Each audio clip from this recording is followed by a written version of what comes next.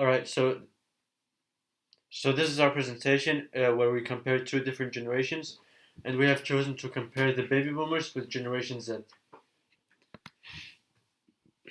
Alright, so the baby boomers were born between 1946 and 1964.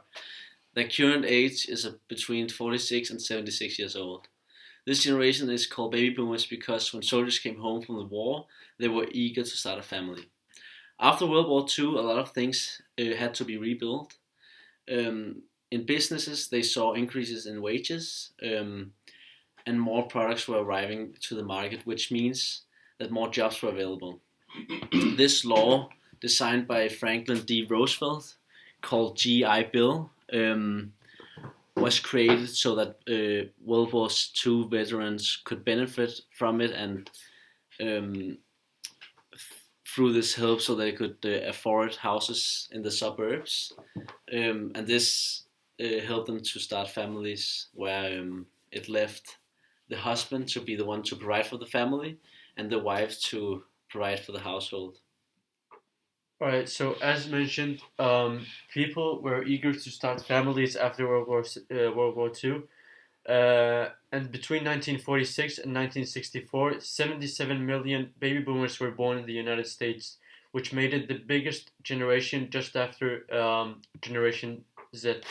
Um, the baby boomers was a prefigurative culture, which means that the parents and the children would switch place, where the parents would actually get to learn from their children. And this happens. This happened due to these baby boomers having to grow up in a chaotic world, or like entering a world where governments had to rebuild the countries, and this resulted in them often like failing to raise their own children, and therefore creating these rebellions in the next generation. So what would happen was that the baby boomers would try to understand their children, in doing that they would try to listen to them and learn from them, and like being inspired by the young culture, um, like the young culture of their children. Yeah. So looking at the media preferences, baby boomers are currently the main consumers of TV, radio, magazines, and newspapers. Um, However, they do try to adapt modern technology in order to connect with family members and friends and their children, for example, and the younger generation, which explains why Facebook is being called old-fashioned by the youth. That's because the baby boomers often also use Facebook a lot. And looking at the purchasing preferences of baby boomers, it's often in cash, and especially in low amounts, they prefer to use cash.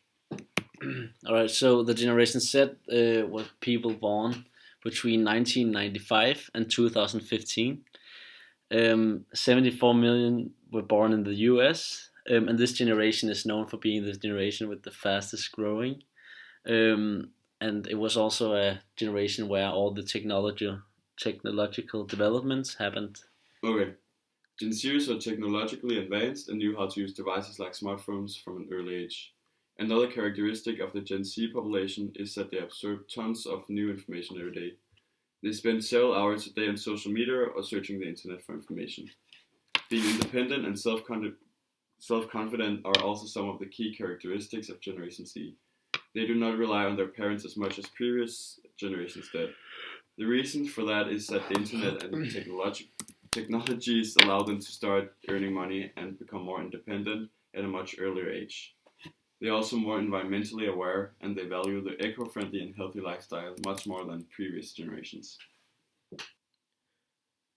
So Generation Z and the baby boomers differ in almost every way.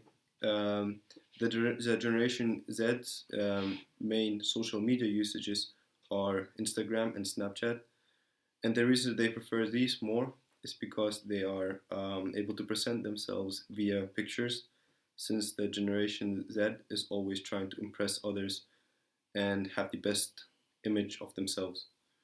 And in terms of purchasing, the Generation Z is most likely to use credit cards, whereas the baby boomers prefers cash, as mentioned before, and Generation Z are also more likely or most likely to start saving accounts from a very young age, and also try to avoid debts as opposite to the baby boomers.